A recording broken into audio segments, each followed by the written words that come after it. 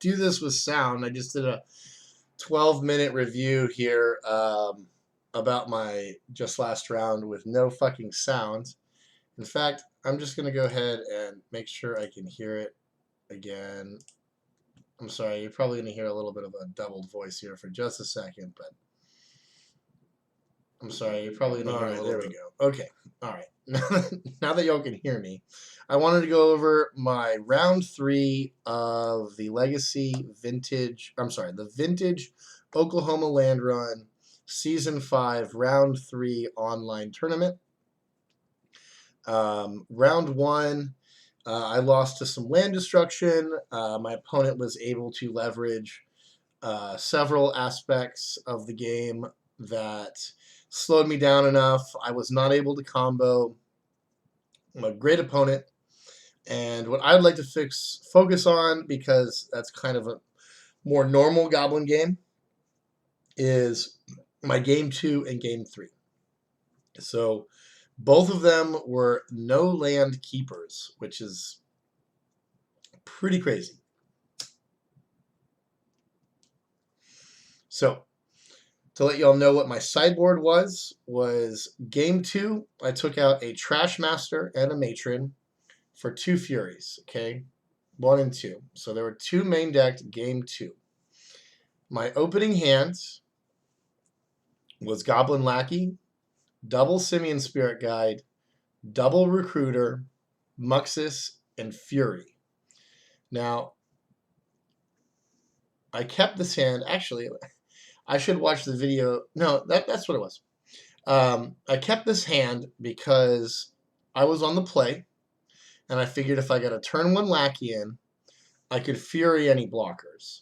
My opponent had played Deathrite Shaman and Ragavan, followed by a bunch of beefy Planeswalkers,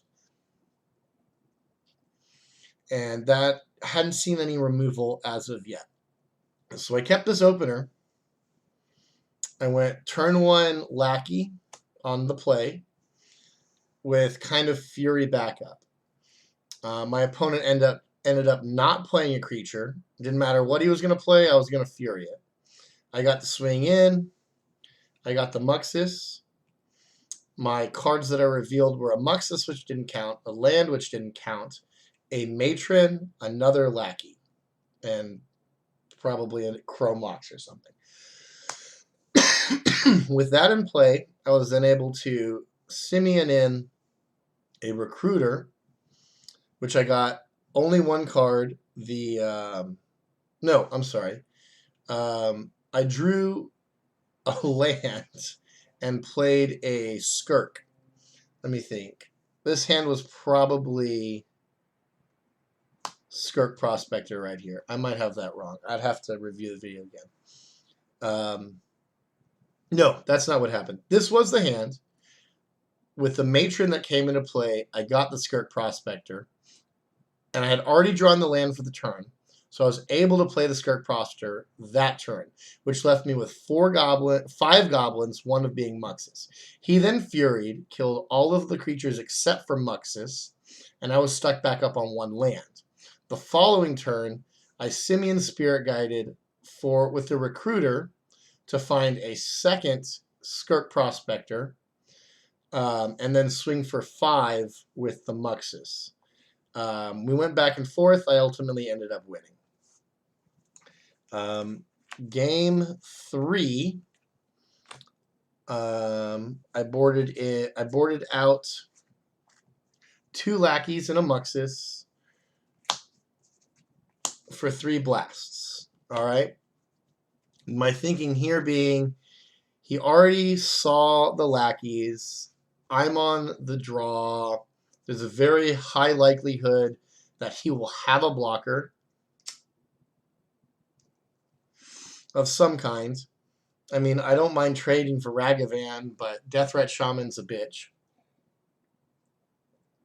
And I had seen a Treasure Cruise in one of our first 2 games, and I kind of wanted to play a little bit of a longer game where if I drew the red Elemental Blast, I might be able to counter an Expressive Iteration or kill an Oko or do something along the lines of impacting the game more than some 1/1 for 1 sitting on the board or a Muxus in my hand that I could not cast. So that's the board in addition to the 2 Furies for game 3. Now, I mulliganed the first hand on game 3. My second hand had a Pyroblast in it, which I put on the bottom because I figured that the only thing he would really be interacting with on me would be something, I wasn't going to be able to Red Elemental Blast and Fury at that point. So I kept the Mental Misstep, really thinking that I would hit, another Mental Misstep or really just slow him down on the Ragavan or the Deathrite Shaman. So my opening hand, I'm on the draw. I draw a Skirk Prospector. I go ahead and Chrome Mox. I'm going to put these here. Pitching the Simian to play the Prospector, which he counters with a Mental Misstep. Okay, I say that resolves. Skirk's gone, and then he sacklands, and I think to myself, Robin, you're an idiot. You could have, because this puts me off of my 5 mana for Fury. Okay, so I'm not very happy. But then he plays a turn on my turn 1, a Ancestral Recall, which I'm able to hit with the Mental Misstep. So, woof, that paid off somehow.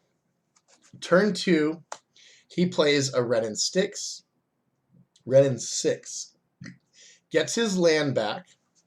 I untap and draw a Cavern of Souls.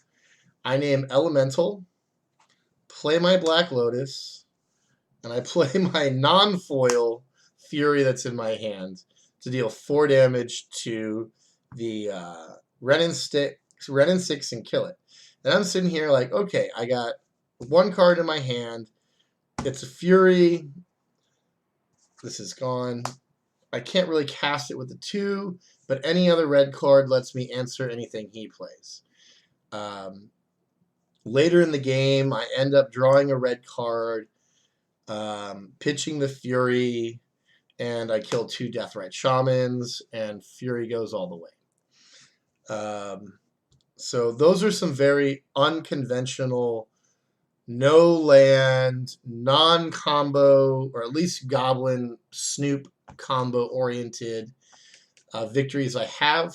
I have had no wins in this league previous to tonight that were won without the combo.